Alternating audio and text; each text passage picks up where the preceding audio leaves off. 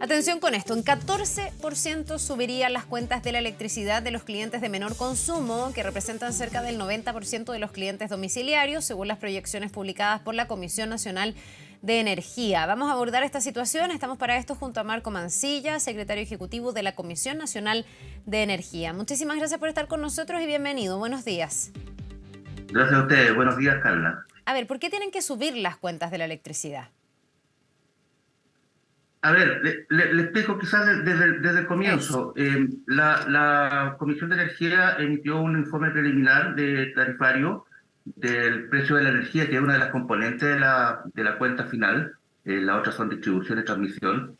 En mayo era un informe preliminar y que fue objeto de observaciones, normalmente es así, por las empresas generadoras y distribuidoras, y producto de esas observaciones y algunas otras modificaciones normativas que ocurrieron en el intertanto, se procedió ahora a emitir un nuevo informe preliminar. Y lo primero que quiero aclarar es que el resultado es que para el 92% de los clientes aproximadamente se mantiene, igual que el informe preliminar, el descongelamiento paulatino de las tarifas, tarifas que estaban congeladas del año 2019 y que por la última ley de estabilización deben ser descongeladas de forma pausada, año a año. Y eso se mantiene para los clientes de menor consumo, de bajo 500 kilowatt hora mes. Sin embargo, para los clientes de mayor consumo, que son del orden del 8% del universo de clientes, estos están, por la misma ley de estabilización, Ujú. quedan totalmente expuestos al precio vigente de los contratos. Y estos contratos de energía que tiene la distribuidora con los suministradores, el precio real ha subido de forma muy importante en los últimos años, producto de que están varios de ellos indexados al precio de los combustibles, que están en dólares, y todo eso ha hecho que el precio real efectivo sea muy superior al que estaba congelado. Ya. Y eso, como resultado, y quiero precisar bien los números porque hemos visto algunas informaciones de prensa, A ver. en la cuenta final a los clientes, los segmentos de menor consumo, esto es bajo los 350 kilowatt hora mes, tendrían aproximadamente, esto es un promedio nacional porque varía en cada distribuidora y por cada comuna, pero en promedio nacional, un alza del orden del 8%. El segmento intermedio, el alza es del 12% y en el de mayor consumo, el alza estimada es del orden del 45%. Ya, ese 8% y 12% que usted me señala para las personas que están bajo los 500 kilowatts hora, ¿es Así parte es. del descongelamiento paulatino? En el fondo, si es que no estuviera este imperativo de descongelar paulatinamente, ¿les subiría mucho más abruptamente la luz? Efectivamente, le Ya. subiría del orden de lo que le podría subir a los clientes de mayor consumo. O sea, estamos hablando del 45%. Incluso es más, los cálculos efectivos de la tarifa base son aún mayores, pero la misma ley de estabilización permite que el regulador implemente un abono en las cuentas. Ya. También, de hecho, obliga a poner un cargo en el futuro para poder financiar todas estas deudas, pero en el corto plazo, mediante este abono, el alza no fue tanto en el segmento de mayor consumo, pues podría haber sido incluso mayor. Ya, o sea, se evita un alza en torno al 40, 45, hasta 50%, como sí va a pasar con los que consumen más. Ya le voy a preguntar por los que consumen más, pero ahí también hay una duda Ujú, de algunos expertos respecto de si efectivamente en un momento como el invierno, por ejemplo, es ujú. mayoritaria la gente que se queda bajo los 350 kilowatts hora, pensando en que dicen que tenemos que prender, no sé, estufas, muchas veces eléctricas. Hoy día hemos como migrado a ser cada día más eléctricos, ¿no? También porque es más seguro, etcétera. Mm. Efectivamente, el promedio de una casa, no sé, de 4 personas en Santiago de Chile, ¿está bajo los 350 kilowatts o es fácil pasarse y entrar a la banda siguiente, que es como la intermedia? Ok, no, no, los números que yo le dije, que del orden del 92% de los clientes están bajo los 500 y Ya, del orden del por eso, ahí 87 está están. el grupo más que ocupa menos y el grupo intermedio. En el fondo usted me dice está bajo ese umbral del Exactamente. 90%. Sí, no, y esos son relativamente estables. Son números que ya están asentados durante varios años. Ya, pero ¿qué tan fácil es pasarse de ese primer tramo al intermedio, por ejemplo? ¿Cuánta gente hay en el A ver, intermedio? ya, no, allí habría que ver cada caso particular de la gente que está más cerca del límite, evidentemente, y ahí lo que corresponde, y supongo yo que las mismas personas se darán cuenta, lo que corresponde es justamente preocuparse de ahorrar para no pasarse, ¿ya? Ya, es que ese es el tema, que no sé si en esta época se puede ahorrar tanta electricidad. Bueno, viene el cambio de hora, yo no sé si eso afecta en algo para a lo mejor ahorrar un poquitito de Sí, luz. eso efectivamente afecta porque hay más luminosidad en las tardes, además ya estamos saliendo del invierno y para los siguientes años también incluso el tema de la tarifa de invierno ya está sanado, así que por varios lados hay algunas cosas que también pueden ser positivas. Ya, y respecto de los que consumen más, ¿quiénes son? ¿Estamos hablando de hogares o estamos hablando de empresas? ¿Estamos hablando de locales comerciales? ¿Quiénes están en esta alza mayor? Que ahí sí que es muy fuerte, porque ahí lo que le entendí es que no opera este descongelamiento paulatino. Ahí sube en buen chileno de un paraguaso y estamos hablando en torno a un 40-50%. Tal cual. Efectivamente, son clientes, todos son clientes regulados, son clientes de la distribuidora, y hay una diversidad de casos.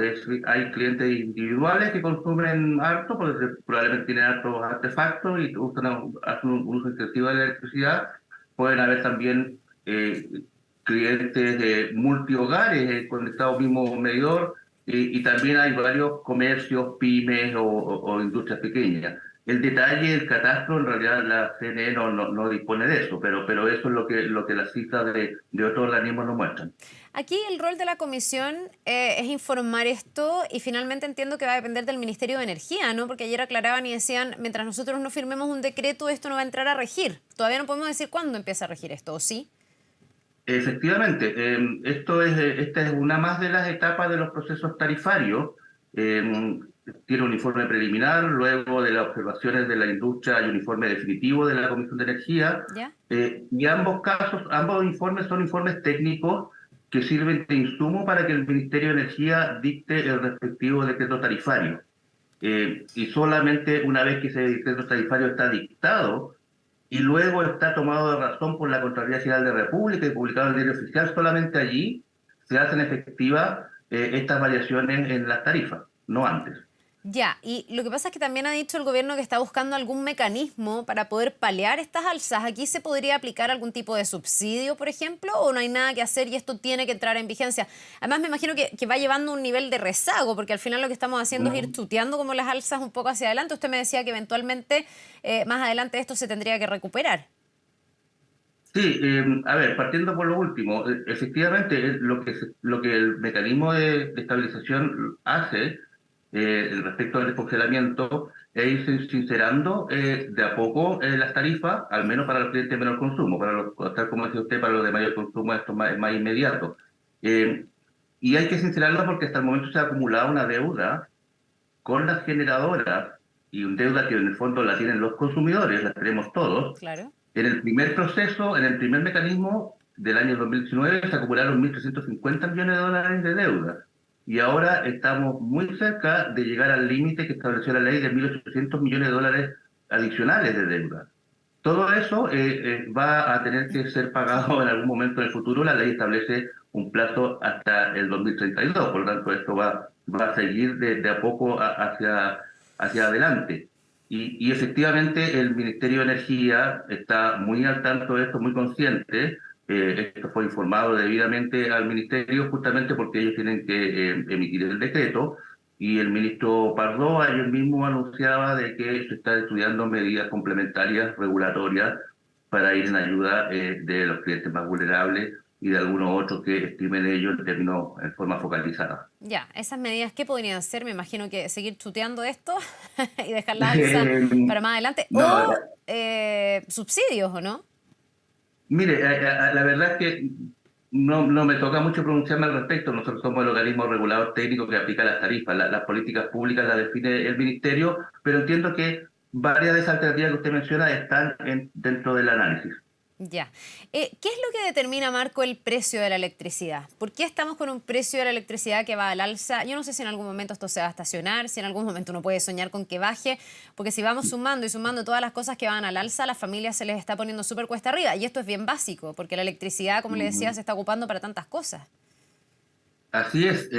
Mire, el precio de la electricidad, al menos lo que es la componente de energía, eh, está definido por los contratos que se han suscrito entre los generadores y la distribuidora en licitaciones coordinadas por la Comisión Nacional de Energía desde hace ya muchos años. Ya. Eh, por suerte, desde el 2015, muchos de esos contratos nuevos son contratos con energías renovables a bajo precio. Si Ya. no fuera por esos contratos, de hecho, todavía podría ser aún mayor la alta. Se espera de que en el mediano y largo plazo las tarifas converjan hacia un nivel bastante más razonable, más bajo que el actual. Pero en los últimos años, producto de situaciones mundiales, incluso la pandemia, la guerra en Europa entre Ucrania y Rusia, ha hecho subir muchísimo el precio de los combustibles, Mm. el carbón especialmente, hasta 3 o 4 veces del precio histórico. Y varios de los contratos que yo le menciono, especialmente los más antiguos, están indexados su precio a esos combustibles, al carbón. Ya. Y eso está empezando muchísimo en la canasta de contratos actualmente. Ahora bien, varios de esos contratos van a vencer en 1 o 2 años más, así que por eso le digo que el horizonte es esperanzador en el mediano plazo. Ya, y ahí va a ser la oportunidad de volver a licitar, pero con precios más bajos que signifiquen un alivio para el bolsillo de las personas. En el fondo estamos como en el momento ascendente, pero debería venir una curva, al menos de estabilización o hacia abajo. Así muestran también nuestras proyecciones. Estamos como, podríamos decirlo, en el pic de la ola de precios altos, tanto porque los contratos van a terminar, estos más antiguos, que son más caros, como por el hecho que esperamos que en las nuevas licitaciones haya más competencia y vengan más energías renovables a precios convenientes. De hecho, hemos tomado las medidas para adecuar esas licitaciones a las realidades actuales del mercado. Esperamos que efectivamente en el mediano plazo y largo plazo tengamos precios mucho más razonables. Ya, eso es súper importante, sobre todo por el momento que estamos viviendo. El otro día me tocó aquí mismo hacer una entrevista a un experto en cambio climático y daba cuenta del desafío incluso para el bolsillo que tiene el cambio climático en esta materia. Él decía, por ejemplo, va a ser mucho más necesario tener aire acondicionado en distintos lugares porque vienen Ujú. calores extremos que ya están pasando en otras partes del mundo y acá también va a pasar. Nuestro consumo energético, da la sensación, Marco, es cada día mayor también. Entonces, en el fondo, es súper importante saber que se vaya a poder bajar el precio un poco para que esto no siga tan cuesta arriba para las familias. Sí, no, efectivamente, y de hecho hay una política pública nacional que ya traspasa varias administraciones en Chile de hacer frente al cambio climático. Hay una ley de marco de cambio climático, hay un objetivo de carbonización, es decir, ir hacia un mundo más de energía renovable es una decisión ya tomada por el Estado chileno. Y eso va a permitir justamente independizarnos de todas estas variaciones de precios que traen estos contratos asociados a combustibles como carbón o petróleo.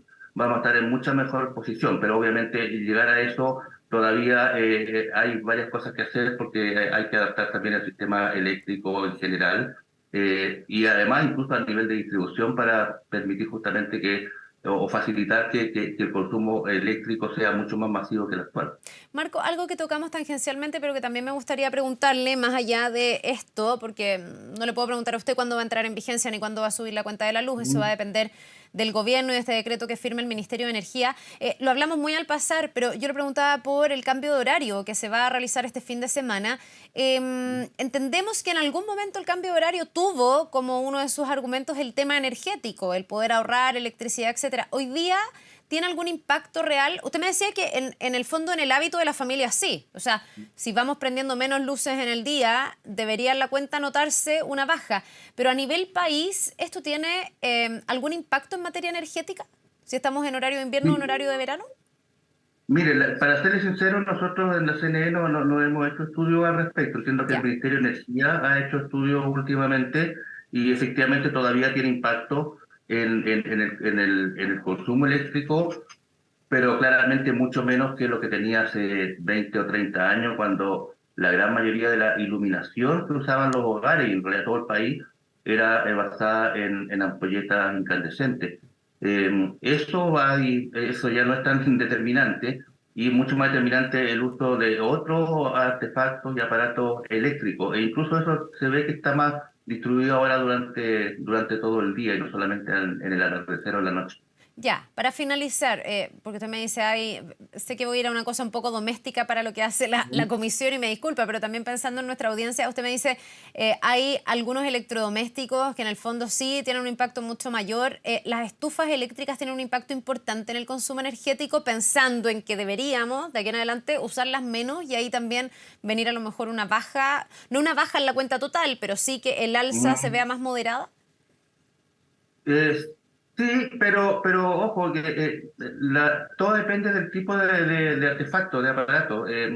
Hay aparatos de calefacción que son tremendamente eficientes, que son de última tecnología. Los históricos que eran de estos por resistencia, claramente consumen mucho. Pero hoy en día se está migrando en forma masiva. De hecho, hay ventas por sobre el millón de unidades, que entiendo yo, de aire acondicionado que tanto calefaccionan como que Sí. refrigeran, que son más caros, sí, pero tienen un consumo muchísimo menor que lo que estamos hablando de las estufas tradicionales. Y así también el resto de los artefactos. Se está demostrado que un buen gasto de electricidad ocurre cuando los refrigeradores uno abre la puerta y la mantiene abierta mucho rato. Es tan simple como eso, abrirlo lo menos posible y eso le ahorra una enormidad de dinero.